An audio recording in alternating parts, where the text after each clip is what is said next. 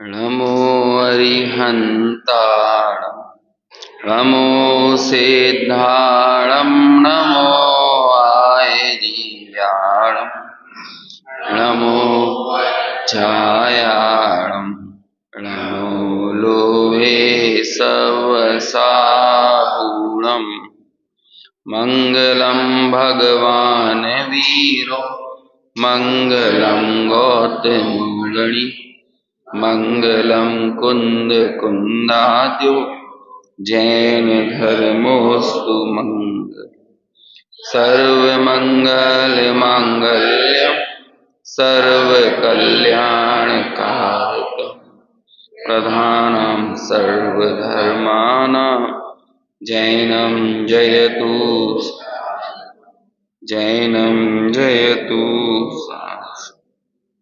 येनात्मा बुध्यतात्मैव परत्वेनैव चापरम् अक्षयानन्तबोधाय तस्मै सिद्धात्मने नमः। समाधि तंत्र के श्लोक क्रमांक 68 पर अपनी चर्चा चल रही थी। इस जीव के चिरकालीन दुख प्राप्त करने का कारण क्या है, ये बताते हुए आचार्य ने कहा था कि जो ज्ञान शरीर है वह ज्ञान शरीर देह रूपी वस्त्रों से आवृत यानी ढका हुआ है। इस कारण यह बहिरात्मा संसारी जीव अपने वास्तविक स्वरूप को या उस ज्ञान शरीर निज स्वभाव को नहीं देख पाता। और ये एक रहस्य है, ऐसा रहस्य है कि अनादिकाल से एक बहुत लंबा समय बीत गया है, लेकिन इतने समय में भले इसने बहुत कुछ जाना सीखा समझा, लेकिन इतनी छोटी बात उसे समझ में नहीं आ रही कि मैं कौन हूँ और ये जो असमान जाति द्रव्य पर्याय रूप से जो मिलान देखने मिल रहा है ये क्या है। तो ये अज्ञान भव की समस्त पीड़ाओं का मूल है और यही अज्ञान का भी मूल है। इसलिए उसे यहाँ पर कहा है ये रहस्य जब तक नहीं समझा जाएगा तब तक संसार की जो पीड़ाएं हैं, भव पीर है, वो दूर होने वाली नहीं है। और बहिरात्मा के भी संयोगों के कारण दुख नहीं है, बल्कि इस अज्ञान के कारण उसका दुख है। टीका अपन ने पढ़ ली थी, भावार्थ और विशेषार्थ इसका पढ़ते हैं, फिर अपन अगले श्लोक पर चर्चा करेंगे। पेज नंबर 129 पर एक बार पुनः श्लोक को दोहरा लेते हैं। शरीर कंचुकेनात्मा संवृत्त ज्ञान विग्रह नात्मानं बुध्यते तस्माद् भ्रमत्यति चिरं भवे। देह रूपी वस्त्र से आवृत ज्ञान शरीर यह रहस्य जाने बिना भोगे चिर भव पीर। भावार्थ, वास्तव में आत्मा ज्ञान स्वरूप है, ज्ञान ही उसका शरीर है, परंतु अनादिकाल से संसारी आत्मा को कारमाण शरीर के साथ एक पने के अध्यास से उसका स्वरूप विकृत हो गया है। वैसे बहिरात्मा को आत्मा के यथार्थ स्वरूप का ज्ञान नहीं है, इसलिए वह चिरकाल तक संसार में ही भ्रमण करता रहता है और दुख उठाता रहता है। यहाँ कांचली का दृष्टांत स्थूलता की अपेक्षा से है, क्योंकि जिस प्रकार कांचली सर्प के ऊपर के भाग में रहती है, उस प्रकार कारमाण शरीर का संबंध आत्मा के साथ नहीं है, परंतु जैसे पानी में नमक मिल जाता है, इसी तरह दोनों का एक क्षेत्रावगाह रूप से संबंध है। मतलब उदाहरण को एक देश लेना है, उसे सर्वदेश नहीं लगाना कि ऐसे कोई कर्म ऊपर ऊपर से ढकते हों, ऐसी बात नहीं है, बल्कि वो तो एक क्षेत्रावगाह संबंध से जिस क्षेत्र को आत्मा घेरता है उसी क्षेत्र को कर्म भी घेरते हैं, इसलिए उन्हें एक क्षेत्रावगाही संबंध वाला कहते हैं। लेकिन यहाँ उदाहरण तो समझाने के लिए दिया है। स्पष्टीकरण पढ़ते हैं। आत्मा और कर्म का संबंध अनादिकाल से है, परंतु वह प्रवाह रूप से है। जब अज्ञानवश जीव कर्म के उदय से जुड़ता है, उसी समय उदय में आए हुए कर्म खिरते हैं और नए कर्म स्वयं बंधते हैं। इस प्रकार कर्म संतति प्रवाह रूप से चालू रहती है। यदि जीव कर्म के उदय में नहीं जुड़े तो नए कर्म नहीं बंधते और पुराने कर्म खिर जाते हैं। जहां तक जीव अपनी विपरीत मान्यता का अभाव नहीं करता, वहां तक दर्शन मोहनीय कर्म का प्रवाह चालू रहता है और जीव उसके उदय में जुड़ता रहता है। इससे संसार में परिभ्रमण क्रिया ही करता है। मतलब कर्म के उदय आने से दुख का संबंध नहीं है, बल्कि कर्म के उदय में जो आपकी वर्तमान में जो जुड़ान हो रहा है ना, उससे ही आगामी बंध का और दुख का संबंध है। यदि कर्म के उदय से बंध होने लगे तो फिर तो संसार में कोई जीव मुक्त ही नहीं हो पाएगा, क्योंकि उदय तो सदा काल चालू है। लेकिन उदय से कालांतर में पुनः बंध कब होता है? जब आप उदय तो है लेकिन आप उसमें जुड़ते नहीं हो। इसके लिए 171 से 175 नंबर की गाथा है समय सार की। उसमें कहा है उपयोग का प्रयोग। उसमें ऐसा प्रश्न किया कि दुख का कारण क्या है। तो कहते हैं कि कर्मों की जैसे 3 अवस्थाएं ली मूल, एक उदय, एक क्षय और एक उपशम, है ना। वैसे तो 10 अवस्थाएं होती हैं, लेकिन उनको अभी छोड़ दो। 3 मूल अवस्थाएं ली। उन 3 अवस्थाओं के ही हम जब विस्तार करते हैं तो वो 10 प्रकार से भेद बन जाते हैं, उदय, उपशम और क्षय, है ना। अब पूछते हैं कि इनमें कर्मों का उदय होगा तब आप दुखी होगे, उपशम होगा तो दुखी होगे, या क्षय होगा तो दुखी होगे। तो क्षय और उपशम में तो हमारे लिए कोई डाउट होता नहीं है कि जो कर्मों का क्षय हो गया वो हमें दुखी कैसे बना सकते हैं। जिन कर्मों का उपशम है उनसे भी कोई समस्या नहीं है, क्योंकि वो तो उपशमित है ना। लेकिन जो कर्म उदय में है वो तो हमें दुखी करते हैं कि नहीं करते हैं, ये प्रश्न है। तो वो कहते हैं ये उपयोग के प्रयोग पे निर्भर करता है कि वो कर्म आपको दुखी करेगा कि नहीं करेगा। जैसे आपको सर दर्द हो रहा है, एक असाता वेदनीय से समझते हैं। असाता वेदनीय और आघातीय कर्म को समझाना आसान होता है, इसलिए अपन उनके उदाहरण लेते हैं। अदरवाइज तो ये ही चीजें आप उसमें भी लागू करो, घातीय कर्मों में भी। यहां पर जो चर्चा चल रही है वो घातीय कर्म को बता रहे हैं कि आपकी भूल हो और दर्शन मोहनीय का उदय हो तो कालांतर में वो क्या करेगा, और ज्यादा बंध का कारण होगा, आपका दर्शन मोहनीय और प्रगाढ़ होगा। अभी सर दर्द हो रहा है आपका, अब आप बताओ सर दर्द के उदय में आप नवीन बंध कर पाओगे कि नहीं? ये किस चीज पर निर्भर करता है? उपयोग के प्रयोग पर, है ना। हम भी देखते हैं भाई, एक सर दर्द हो और लोक में वो सर दर्द हमें कितना तड़पा रहा। दो चीजें ली हैं, दुखी करना और आगामी बंद करना, दोनों चीजें। जो कर्म का क्षय हो गया वो तो ना दुखी करता है ना बंद का कारण होता है। जो कर्म का उपशम है वो भी दुखी भी नहीं कर रहा और नवीन बंद का कारण नहीं है। लेकिन समस्या किससे है? हम सब लोगों की उदय से तो है। अभी किसी से थोड़ा बहुत कोई स्वाध्याय कर ले, है ना, अपनी इन बातों को सीख ले, इन शब्दों को सीख ले, तो किसी से बोलो भाई मंदिर क्यों नहीं आते, स्वाध्याय क्यों नहीं करते, तो कहते हैं भैया हमारा उदय ही खराब है। उदय क्या खराब है? उदय आपको पकड़ के रख रहा है। लोगों को ले दे के क्या आ जाते हैं बातें, बस ये शब्द सीख लिए तो शब्दों का सीधे प्रयोग क्या करेंगे, अब हमारा तो उदय ही ऐसा है, क्या करें।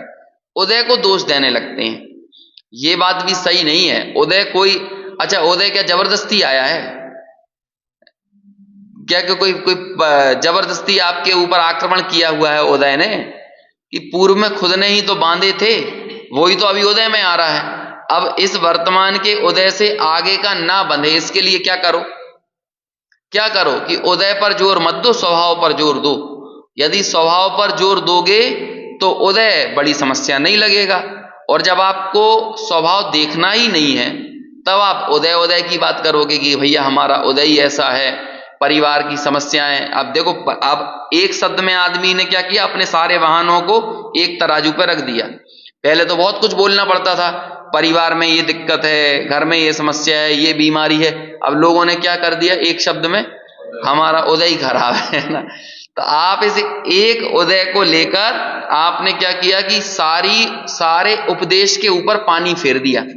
उपदेश जो कि प्रेरक होता है, उपदेश जो कि भेद विज्ञान के लिए आपको सजग बनाता है, इस सारे उपदेश पर पानी फेरने के लिए आपने एक शब्द का प्रयोग करा, उदय।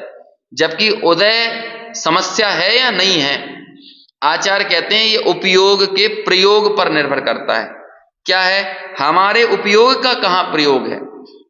देखो, आप चिड़ियाघर में गए, आजकल तो चिड़ियाघर भी ओपन रहते हैं बिल्कुल, है ना, बीच में एक गड्ढा कर देते हैं और बाकी आमने सामने आपका सीधे शेर के साथ सरोकार होता है।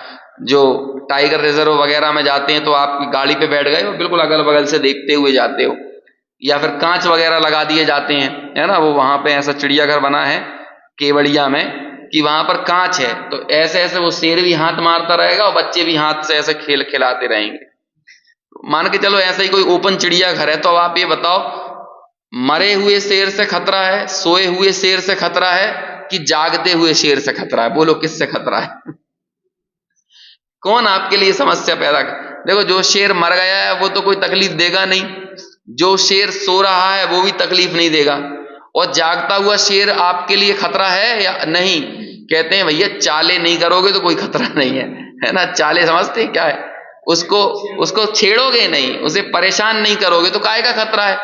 आप ज्ञाता दृष्टा भाव से यदि निकल जाओगे, अब आप गाड़ी में से बैठकर शेर को देख रहे हो टाइगर रिजर्व में, अब उतर कर डंडी मारने जाओगे तो पकड़ाओगे कि नहीं? ये तो होगा ना। चुपचाप से ज्ञाता दृष्टा बन के वहां पर गुजरने के लिए आपको निर्धारित किया गया है, और आप भी उसी तरह ज्ञाता दृष्टा बनकर निकल जाओगे तो क्या समस्या? ऐसे ही बोलो कौन सा कर्म से खतरा है? उदय में आता हुआ कर्म, क्षय हुआ कर्म कि उपशमित कर्म? क्षय और उपशम से तो खतरा है ही नहीं। उदय में आने वाले कर्म से भी कोई खतरा नहीं है। क्यों खतरा नहीं है? क्योंकि ये हमारे उपयोग के प्रयोग पर निर्भर करता है।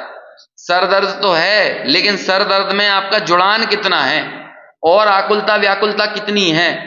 समझ में आया ना। व्याकुल होना तो दुख से बचने का कोई उपाय नहीं, होगा भारी पाप बंद ही, क्या कहें भव्य अपाय नहीं, ऐसा ही है ना, होवे भव्य अपाय नहीं। कि कोई व्याकुल होने से यदि दुख कम हो जाता हो तो हम तो आपसे यही कहेंगे कि और व्याकुल हो, क्या दिक्कत है? लेकिन होता क्या है, आपकी व्याकुलता और दुखों को बढ़ाने वाली बनती है, वर्तमान में भी और अन्य आगामी काल में भी। इसलिए व्याकुल होने के लिए भैया वो कोई उपाय तो है नहीं है। यदि उपाय होता तो जरूर आप व्याकुल होते। तो ये वास्तव में यहां भी क्या संदेश दिया जा रहा है? यहां भी यही कह रहे हैं कि उदय के काल में आपके उपयोग का प्रयोग कैसा हो रहा है, सब कुछ इसके ऊपर निर्भर करता है। उपयोग सबके पास है, जीव मात्र के पास उपयोग है, लेकिन वो अपने उस उपयोग का प्रयोग किस तरह से कर रहा है, इससे आपके आगामी बंध के और वर्तमान के दुख का सीधा संबंध है। उसे यहां पर कह रहे हैं, ये जो बात लिखी ना, जहां तक जीव अपनी विपरीत मान्यता का अभाव नहीं करता, ये इस वाली पंक्ति में क्या बात कह दी? भूल कर्म विचारे कौन, भूल तेरी अधिकाई। अब ये पहली लाइन क्या बता रही है? इस विपरीत मान्यता का अभाव करना ये तो हमारी स्वयं की भूल है ना। और जहां तक ये भूल का अभाव नहीं होता वहां तक दर्शन मोहनीय कर्म का क्या होता है? प्रवाह चालू रहता है। आपकी भूल मिटेगी तो दर्शन मोहनीय का प्रवाह भी स्वयं रुक जाएगा, और भूल नहीं मिटेगी तो वो प्रवाह चलता रहेगा, और प्रगाढ़ होकर वो प्रवाह चलेगा। होता है ना, जैसे कि हम जब तत्व विचार करते हैं तो क्या होता है, दर्शन मोहनीय का प्रवाह तो है लेकिन मंद प्रवाह है। ये बात लिखी ना टोडरमल जी ने सम्यक्त सन्मुख मिथ्या दृष्टि के प्रकरण में, कि भाई जब तू तत्व विचार करता है, तत्व अभ्यास करता है, तो क्या होता है? मिथ्यात्व का अनुभाग हीन होता है। कि मिथ्यात्व का अनुभाग हीन होने का मतलब क्या हुआ? जैसे अभी आप सब यहां पर बैठे हैं, ये क्या हो रहा है? हो सकता है मिथ्यात्व का प्रवाह चल रहा हो, दर्शन मोहनीय का प्रवाह चल रहा हो, लेकिन यदि तीव्र प्रवाह होता ना तो आप बैठ ही नहीं सकते थे, नहीं बैठ सकते थे। बहुत कुछ चीजें ऐसी हैं जो हमको डिस्ट्रैक्ट कर देती हैं और हम डिस्ट्रैक्ट होकर वहां पर उन कामों में लग जाते हैं। क्यों ऐसे डिस्ट्रैक्शन हुआ? क्योंकि मिथ्यात्व का अनुभाग बहुत प्रबल है। समझ में आया ना? यहां शांति से बैठकर एक विचार करने के भाव के साथ यदि ठहरे हुए हैं तो ये ठहराव मिथ्यात्व के अनुभाग के हीन होने का सूचक है। तो अब क्या करें? जब मिथ्यात्व का अनुभाग हीन हुआ है तो प्रसन्न हो जाएं? ये कोई प्रसन्नता का क्षण नहीं है, बल्कि इस हीन हुए मिथ्यात्व के अनुभाग में तत्व विचार करते रहने की निरंतरता को बनाए रखना है। नहीं तो क्या होगा? पल में परलय होएगी, बहुरी करेगा भव। कब है? क्या परलय होगी? यहां से नीचे उतरोगे ना तो परलय हो जाएगी। सीढ़ियों से तो अपन बाद में उतरते हैं, पहले ही अपन बाहर गेट पे निकल के क्या बात करने लगते हैं। सीढ़ी पे उतरने के बाद परलय नहीं होती है, जावाणी के ज्ञान शुरू होते ही हो जाती है परलय चालू। और जावाणी के ज्ञान में अपन को समझ में आने लगता है कि अब क्या करना है, आगे की योजनाएं, कौन की क्या योजना रहती, बताओ। मुमुक्षु किसे कहते हैं? जो मोक्ष का इच्छा करता है, इच्छुक है, वही तो मुमुक्षु है ना। लेकिन हमारे साथ क्या होता है कि दुनिया की तमाम इच्छाएं और मोक्ष की इच्छाएं सब एक जैसी हैं। उन अन्य इच्छाओं में ही मोक्ष की इच्छा घुली मिली है। लेकिन जब मौका पड़ता है ना तो हम मोक्ष की इच्छा को पीछे छुपा देते हैं और बाकी सब इच्छाओं का मजा लेने लगते हैं। मोक्ष की इच्छा ऊर्ध्व होना चाहिए, ऐसा नहीं दिखता है। जिसकी मोक्ष की इच्छा ऊर्ध्व हो उसे आत्मा अच्छा लगना चाहिए कि नहीं। एक बहुत अच्छा उदाहरण अभी सुन रहा था मैं कि भाई जैसे सब्जी आप लोग बनाते हो तो उसमें सब मसालों के साथ कड़ी पत्ता भी चुड़ाते हो कि नहीं? चुड़ाते हैं कड़ी पत्ता। लेकिन कड़ी पत्ता चुड़ाते तो हैं, लेकिन पहले तो परोसते नहीं है, और यदि परोस दें तो खाते नहीं है, है ना? होता है कि नहीं? तो ऐसे ही मोक्ष की इच्छा भी कड़ी पत्ता जैसी है अपन लोगों की। समझ में आया कि उसे सारी इच्छाओं के साथ पकाते तो हैं, लेकिन जब ग्रहण करने की बात आती है ना तो बाकी सबको तो खा जाते हैं, लेकिन मोक्ष की इच्छा को बाहर निकाल देते हैं। हालांकि कालांतर में तो ये मोक्ष की इच्छा भी स्वयं विलय को प्राप्त हो जाएगी, लेकिन हम तो देखते हैं कि दुनिया की तमाम इच्छाएं इतनी ऊर्ध्व हो जाती हैं कि सबसे पहले यदि किसी का घात होता है तो किसका होता है? मोक्ष की इच्छा। इच्छा शब्द में प्रयोग कर रहा हूं, वास्तव में मोक्ष की भावना। समझ में आया? मोक्ष की भावना कहो, आत्मा की भावना कहो, तत्वाभ्यास कहो, सब एक ही बात है। अलग अलग समय पर अलग अलग शब्दों के प्रयोग से हम उस बात को बताना चाहते हैं। लेकिन बोलो सबसे पहले कौन सी चीज अलग परे हट गई? मोक्ष की इच्छा ही तो गई। कड़ी पत्ते से ज्यादा इज्जत है मोक्ष की इच्छा की कि नहीं? और बाद में बोलो क्या होता है? उसका स्टेटस सिंबल बन के रह जाता है। धर्म की भावना, मोक्ष की भावना, ठीक है। कॉलोनी में, समाज में, बिरादरी में हम लोग अपने आप को थोड़ा सा विशिष्ट अनुभव कर लेते हैं, किसी अहंकार का पोषण कर लेते हैं, दूसरे लोग भी कह देते हैं भैया ये धार्मिक है, एक लेवल हमको मिल जाता है। लेकिन भीतर में जब अवसर आता है तो सबसे पहले कौन सी भावना दूर भागती है? वही तो भागी ना, मोक्ष की भावना। तो ये क्यों हो रहा है कि भाई जिस काल में हम मिथ्यात्व का अनुभाग हीन हुआ है, हमें ये तत्व विचार रस दे रहा है, थोड़े से हमारे परिणाम भीग रहे हैं, तो इन भीगते हुए परिणामों का सदुपयोग कर लो। नहीं तो क्या होगा? होगा ये कि क्षण भर बाद ही आप इन परिणामों को ढूंढते रह जाओगे। आपको लगेगा, कई बार आपको ही ऐसा लगता होगा कि वो उस दिन मैंने जब वो प्रवचन सुन रहा था ना, उस दिन मेरे जैसे भाव बने थे वैसे बन नहीं रहे। क्यों नहीं बन रहे? क्योंकि परिणाम है भाई। वो परिणामों की नियत ऐसी ही होती है, उनकी नियति ही ये है कि एक क्षणवर्ती परिणाम दोबारा रिपीट हो जाए, ये संभव नहीं है। अशुभ परिणाम तो जाने दो, शुभ परिणाम भी संभव नहीं है कि वैसे ही रिपीट होकर आ जाए। तो जिन परिणामों में जिस काल में हमें ये लगा, उसी क्षण मुझे इस बात का अनुभव करना है कि मैं आत्मा हूं और ये असमान जाति पर्याय रूप से जो देहादि दिख रहे हैं ये मैं नहीं हूं।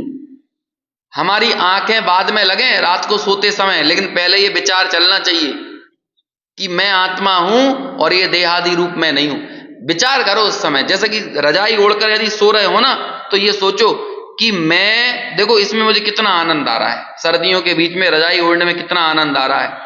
उस समय मुनिराजों का विचार करो, क्योंकि मुझे भी तो एक दिन ऐसे ही निरावलंबी होना है ना। मुझे भी तो ये सब शरीर संयोगों का, इन सब का अवलंबन छोड़ना, ये अवलंबन कब छूटेगा? जब इस अवलंबन रूप, इस असमान जाति पर्याय रूप मेरा स्वरूप नहीं है, इस बात की अनुभूति होगी, तभी तो ये कार्य सहज हो पाएगा। नहीं तो कितना कठिन और मुश्किल काम है। लोगों को यही देखो, मुनि दशा आपको मुश्किल ही लगेगी, तब तक मुश्किल लगेगी जब तक इससे भेद विज्ञान नहीं है। और जब भेद विज्ञान हो गया तो अब क्या होने लगा? अब आत्मा के बगीचे में आपका सिंचन हो रहा है। तो जब इस बगीचे में सिंचन हो रहा है तो इस बगीचे का क्या हो रहा है, इस बात की उतनी ज्यादा परवाह रह नहीं जाएगी। लेकिन वो होना तो चाहिए, पहले स्वभाव की उस पने से अनुभूति तो हो कि ये मैं हूं। उसे यहां पर कह रहे हैं कि भव की पीर मिटाने का उपाय क्या है? कि ज्ञान शरीर जो आवृत्त है, किस चीज से आवृत्त है? कर्म शरीर से, देह से, असमान जाति द्रव्य पर्यायों से। ये इनके एकत्व के साथ जो मैं ये मानकर चलता हूं कि यही मैं हूं, यही आत्मा, यही असमान जाति पर्याय रूप से विद्यमान जो कुछ दिख रहा है ना, यही मैं हूं, इसके अलावा मैं कोई और हूं नहीं। ये महिला, ये पुरुष का जो भी शरीर मुझे प्राप्त हुआ है, फिर उन पर्यायों के और दूसरे अवलंबन, वो 8 प्रकार के अवलंबन हो जाते हैं, जो 8 प्रकार के मद कहलाते हैं। आप यदि किसी असमान जाति पर्याय से संयुक्त हो तो आपकी कोई जाति भी होगी इस भाव की, आपका कोई कुल भी होगा, इस शरीर का कोई बल भी होगा, ताकत होगी कि नहीं, आपका कुछ ना कुछ रूप भी होगा।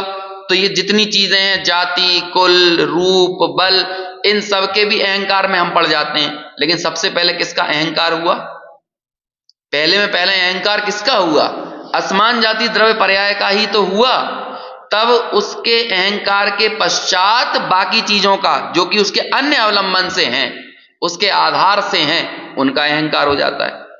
आप किसी पर्याय में हो तो आपके पास कुछ संपत्ति भी होगी, धनादि भी होंगे, तो आपको धन का भी मद होगा, रिद्धि होगी तो रिद्धि का मद होगा। लेकिन सब किसके आधार से होंगे? उस असमान जाति द्रव्य पर्याय यानी शरीर के ही आधार से होंगे। देखो फिर आगे क्या लिखते हैं, ये बात समझ में आई? वहां तक दर्शन मोहनीय कर्म का प्रवाह चालू रहता है और जीव उसके उदय में जुड़ता रहता है, इससे संसार में परिभ्रमण किया ही करता है। द्रव्य प्रत्ययों का उदय होने पर शुद्धात्म स्वरूप की भावना का त्याग करके जब रागादि भाव रूप से जीव परिणमता है, तब बंध होता है, उदय मात्र से बंध नहीं होता। यही बात अपन भी कर रहे थे। जब आपने शुद्धात्म भावना का त्याग किया और रागादि भावों रूप परिणमे उस उदय में जुड़े, तो उस उदय में जुड़ने से ही बंध होता है, मात्र उदय से बंध होता नहीं है। यदि उदय मात्र से ही बंध हो तो सर्वदा संसार में ही रहें। किस प्रकार?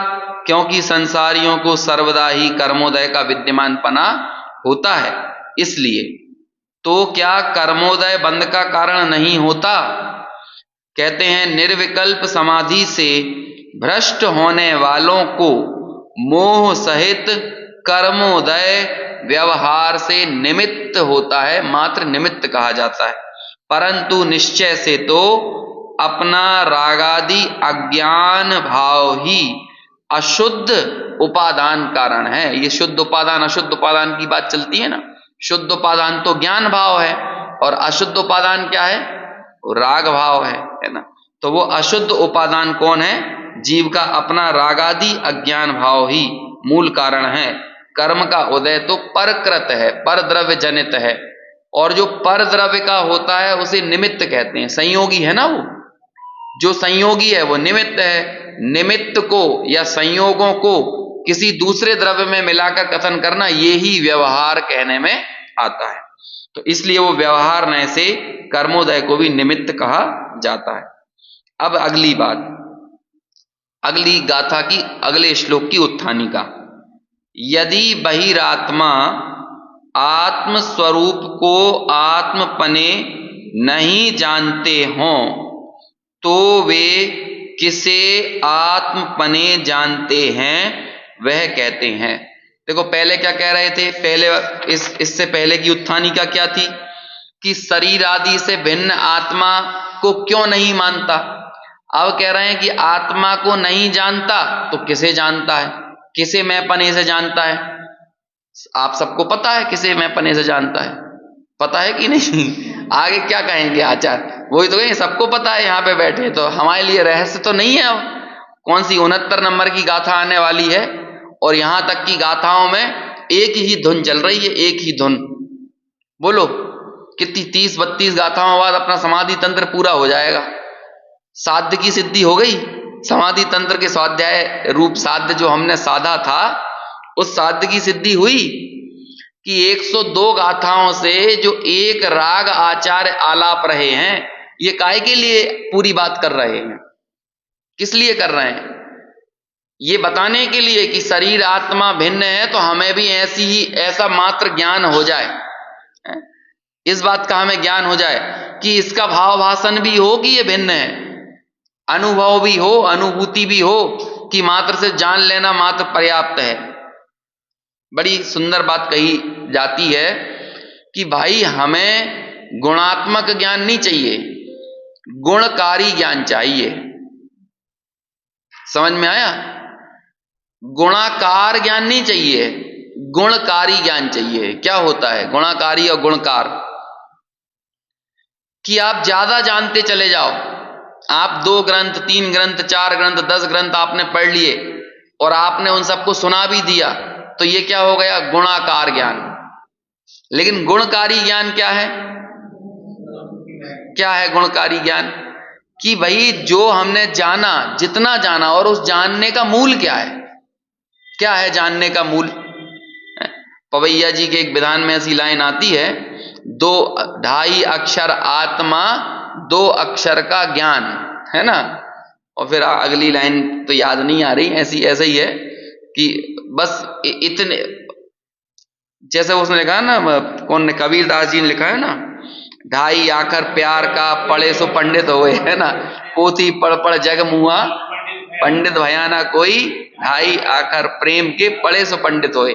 तो उन्होंने वैसा ही प्रयोग अपने विधान में किया है ना, कि 2-2.5 अक्षर का आत्मा और 2 अक्षर का ज्ञान, जिसने इतना जान लिया उसे ही पंडित मान। मतलब इस तरह की कोई लाइन है, मतलब वो ही पंडित है, यही पांडित्य का प्रतीक है।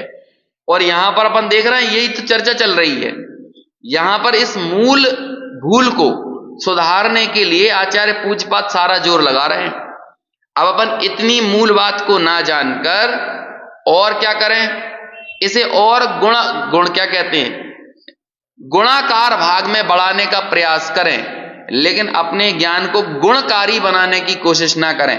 तो वो लोग कितना प्रयोजनीय है, उपादेय है, हमारे लिए हितकारी है, नहीं होगा ना। तो अब आगे ये पूछ रहे हैं कि बहिरात्मा आत्म स्वरूप को आत्मपने नहीं जानते तो वे किसे आत्मपने जानते हैं, है ना। उसके उत्तर में अब अगला श्लोक कहते हैं, प्रविशद गलताम्ब्यूहे देहेणुनाम समाकृतौ स्थिति भ्रांत्या प्रपद्यन्ते तमात्मानं बुद्धयः। पद्यानुवाद, अणु के योग वियोग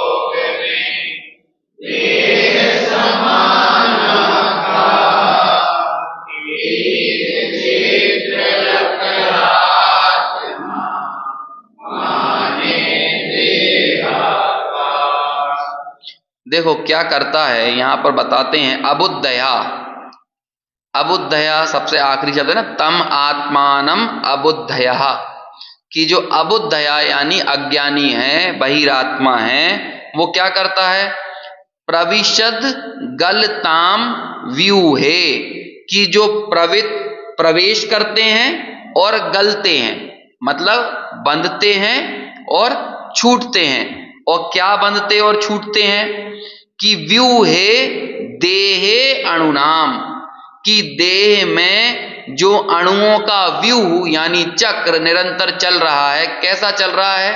जो समूह, व्यूह यानी समूह, है ना, कुछ बंध रहे हैं और कुछ छूट रहे हैं।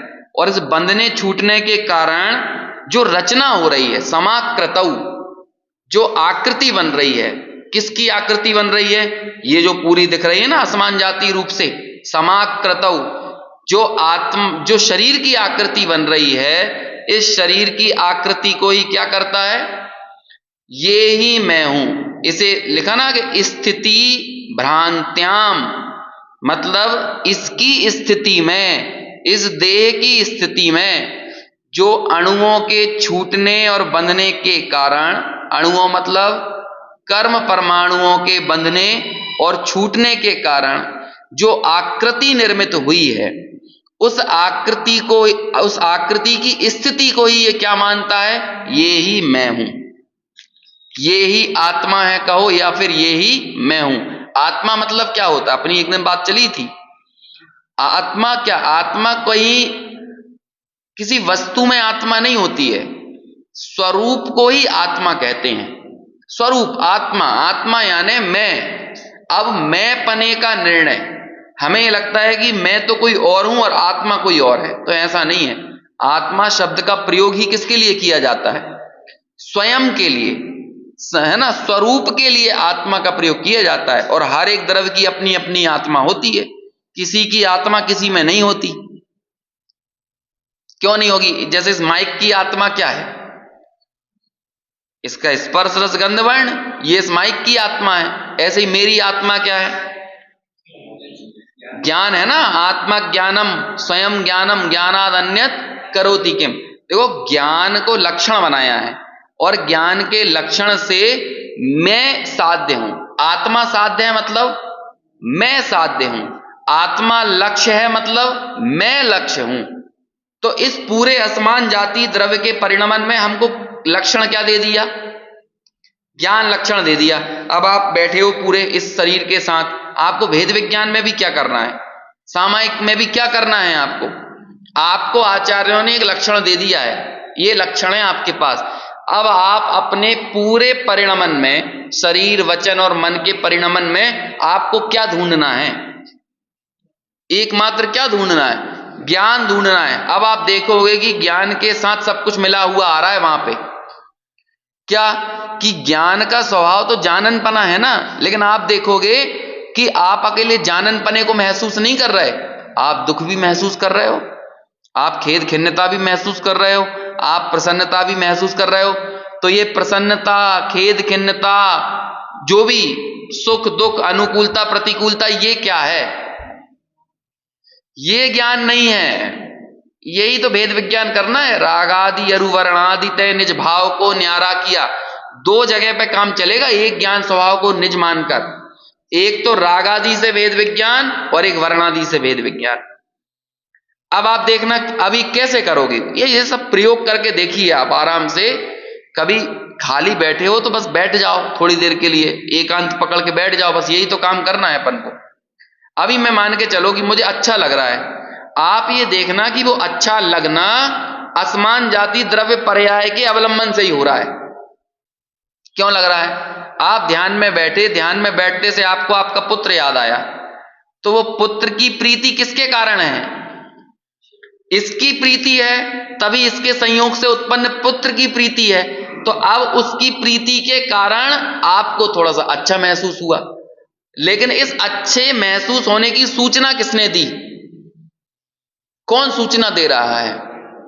देखो, एक दिन शायद अपन ने यहां यहां नहीं, शायद मैं साधना नगर में भी मेरा एक दिन व्याख्यान था, तो वहां मैंने बोला था, हमें जो लगता है हम उसे तवज्जो देते हैं, लेकिन जिसे लगता है उसे कोई महत्व नहीं देते। समझ में तो नहीं आ रहा? जो लगता है हम उसे तो बहुत महत्व देते हैं, लेकिन जिसे लगता है उसे बिल्कुल महत्व नहीं देते। मुझे ठंडी लगी, मुझे गर्मी लगी, मुझे अच्छा लगा, मुझे बुरा लगा, इसे तो हम बहुत महत्व देते हैं। आज थोड़ा सा क्या कहते हैं, मन मन अटपटा लग रहा है, अजीब सा लग रहा है, तो ये जो जो हमें लगता है ना, इसकी हम बहुत चर्चा करते हैं। लेकिन कभी ये भी तो देखो, जिसे लग रहा है, वो जिसे लग रहा है ना, वही आपको ये बताएगा कि अभी आपको सर्दी लग रही है, और वही आपको बताएगा कि अब आपको गर्मी लग रही है। लेकिन आप सर्दी गर्मी की चर्चा करोगे, अच्छे बुरे लगने की चर्चा करोगे, लेकिन जिसे लग रहा है उसकी कोई बात नहीं करेगा। भेद विज्ञान किसका नाम है? जिसे लगने और जो लगने के बीच में एक सीमा रेखा खींचने का नाम भेद विज्ञान है।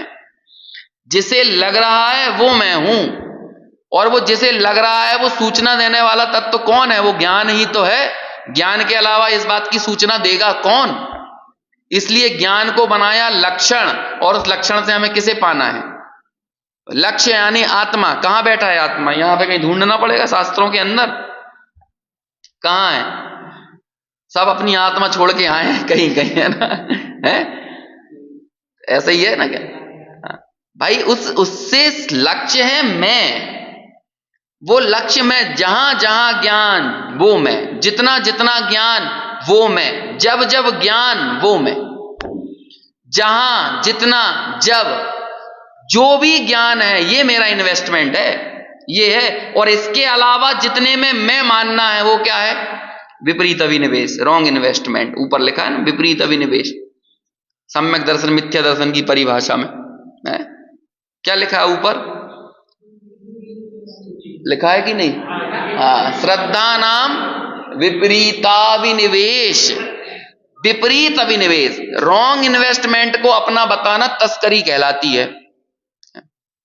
पड़ा में तस्कर दल के हाथ। हम जिन लोगों के बीच में पड़े हैं ना, ये सब तस्कर हैं। और तस्करों के बीच में जो ईमानदार होगा वो सबसे ज्यादा अजीब माना जाएगा क्योंकि जब सब लोग तस्कर बैठे हों और तस्करों के बीच में एक ईमानदार, जैसे कि ऑफिस में सबसे ज्यादा खतरा किससे होता है? बेईमानों का ऑफिस हो तो उस ऑफिस में सबसे ज्यादा खतरा अब किससे होगा? जितने लोग हैं ना जो बिल्कुल मजे से एकदम, जैसे कि कहीं भी ऑफिस में पैर डाल के बैठे हैं, कोई शतरंज खेल रहा है, कोई ताश के पत्ते खेल रहा है, और जैसे ही ईमानदार आदमी आ जाता है वो सब लोग अलर्ट हो जाते हैं, भले वो छोटे से पद पे क्यों ना हो, और बड़े अधिकारी भी हों बेईमान। वो इसलिए कहते हैं दुनिया में सबसे बड़ा आतंक किसी चीज का होता है तो वो है गुणों का आतंक।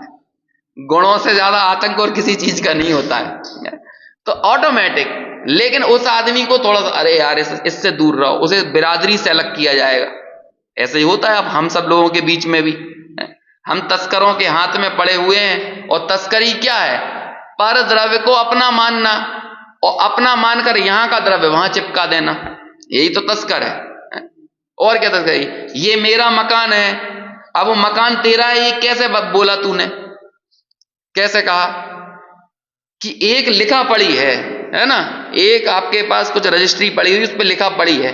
अब वो लिखा पड़ी को देख देख कर तू वास्तव में ज्ञान ही कर रहा है और कुछ नहीं कर रहा, लेकिन वो क्या कह रहा है? यही मैं हूं, यही मेरा है। उस चीज को इतना महत्व दे रहा है। अब क्या करेगा? वो पैसे ही पर द्रव्य था, पुद्गल परमाणुओं से निर्मित एक बड़ा महास्कंद था। उस स्कंद को क्या किया कि तूने एक रजिस्ट्री कर दी कि अभी तक ये मेरा था, अंकुर से नाम बदलकर अंकित कर दिया, तो अभी किसका हो गया? वो करी कि नहीं? यही तो तस्करी हो गई कि पहले ही परद्रव्य था, परद्रव्य को तूने मैं माना, और मैं मानकर परद्रव्य को मैंने बेच दिया, मैंने खरीद दिया, मैंने ले लिया, मैंने दे दिया। तो ये कौन सी दुनिया हो गई? कौन सी रचना हो गई? यही तो तस्करी है। इसे ही बोलते हैं पड़ा में तस्कर दल के हाथ। बहुत अच्छी अच्छी लाइन है उसमें। शरण जो अपराधी को दे, अरे अपराधी वह भगवान। ये क्या होता है अपराधी को शरण देना? अब बोलो, ऐसी तस्करी अपने अंतर में लेकर हम भगवान के पास हाथ जोड़ के पहुंच जाते हैं। हम उन पे शांति धारा करें, कि प्रक्षाल करें, कि उन पे द्रव्य चढ़ाएं, कि अर्घ चढ़ाएं, और हम उन्होंने विघ्न विनाशे बनाए, है ना? प्रभु पतित पावन, मैं अपावन, चरण आयो शरण जी। अब क्या करो कि मेरे विरध मत, क्या कहते हैं, तुम अपनो विरध निहारो, मेरे अवगुण न चितारो। तुम अपने विरध निहारो, प्रभु तुम अपनी ताकत देखो, हमारे अवगुण मत देखो। अरे भैया अपन ये बोल रहा है, क्योंकि हमारे अवगुण तो हम खुद भी नहीं देखते हैं बोलो, आपकी इस पर्याय मूर्ता के साथ जो आपको शरण देगा ना, वो स्वयं भी कौन कहलाएगा? वो भी अपराधी कहलाएगा। इसलिए हमारे यहाँ ये शरण वरण देने की कोई व्यवस्था नहीं है। ये ईश्वर कर्तृत्व का निषेध होता है यहाँ पे है ही नहीं व्यवस्था। अभी क्या हुआ, हमारे यहाँ एक क्रिकेट मैच चल रहा था, हमारे सिद्धार्थ लेक सिटी की जैन टीम ने भी टीम डाली हुई है, तो उसमें बाकायदा आज की शांति धारा है ना अपनी सिद्धार्थ लेक सिटी टीम की विजयी हेतु है ना।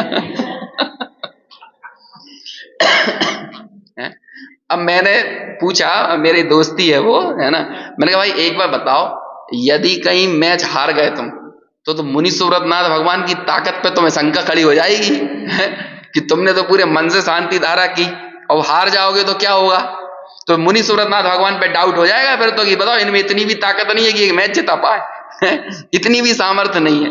भाई साहब आपको वो शरण दे देंगे तो वो भी अपराधी हो जाएंगे, या शरण देने की कोई व्यवस्था सिस्टम है ही नहीं, समझ में। इसलिए अपने इस तरह की बातें करने लगते हैं। तो सबसे बड़ा जो दोष है, जो अज्ञान का मूल है, जिसे बार बार कह रहे हैं, वो क्या है, यही पर्याय मूलता है। तो हम लोगों ने उस पर्याय मूलता को नहीं देखा, उसका भेद विज्ञान किया नहीं। जब जब हमें जो लगा हमने उसको महत्व दिया, लेकिन जिसे लगा उसे हमने रत्ती भर भी तवज्जो और अहमियत नहीं दी। समझ में आया।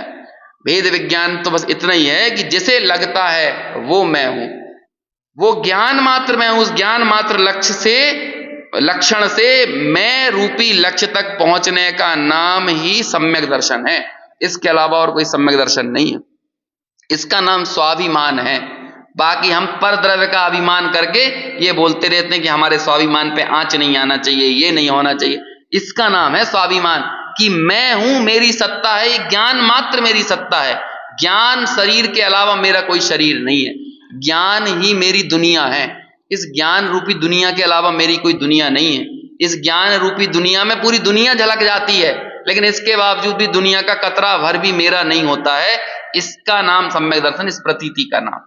और यही प्रतीति जब चरमोत्कर्ष पर पहुंच जाती है तो गुणस्थान चढ़ते चले जाते हैं, श्रेणी चढ़ जाता है जीव, केवल ज्ञान की प्राप्ति करता है।